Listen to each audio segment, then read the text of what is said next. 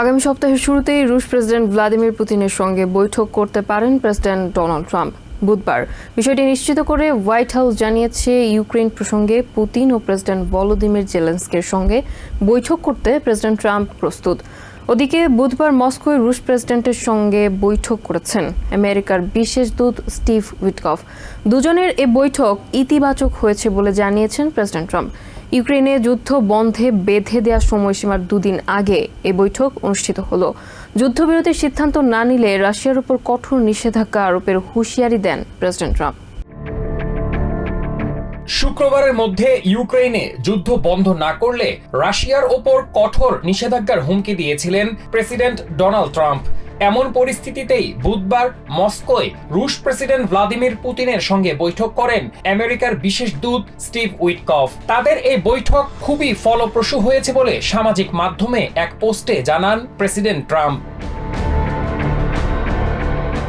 একইভাবে president Putin ও উইটকফের বৈঠককে ইতিবাচক আখ্যায়িত করেছেন ক্রেমলিনের পররাষ্ট্র বিষয়ক উপদেষ্টা ইউরি উশাকভ। তবে এ নিয়ে বিস্তারিত কিছু বলেননি তিনি।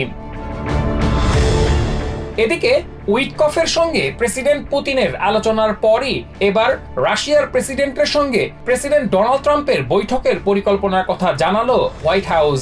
বুধবার হোয়াইট হাউসের প্রেস সেক্রেটারি ক্যারোলাইন লেভিট জানান, রাশিয়ার প্রেসিডেন্ট ভ্লাদিমির পুতিন ও ইউক্রেনের প্রেসিডেন্ট ভলোদিমির জেলেনস্কি দুই নেতার সঙ্গেই সরাসরি বৈঠক করতে প্রেসিডেন্ট ট্রাম্প প্রস্তুত আছেন। চ্যাথাম হাউসের রাশিয়া ও ইউরেশিয়া প্রোগ্রামের অ্যাসোসিয়েট ফেলো টিমোথি অ্যাশের মতে, রাশিয়া ইউক্রেনে তাদের যুদ্ধ দীর্ঘায়িত করতে চায়, তবে এই মুহূর্তে নিষেধাজ্ঞার মতো বিষয়গুলো এড়াতে মস্কো সর্বোচ্চ চেষ্টা করবে বলে মনে করেন তিনি। এ ধরনের আলাপ আলোচনার মাধ্যমে রাশিয়া আরও সময় কিনতে চায় বলে সন্দেহ প্রকাশ করেন টিমোথি অ্যাশ।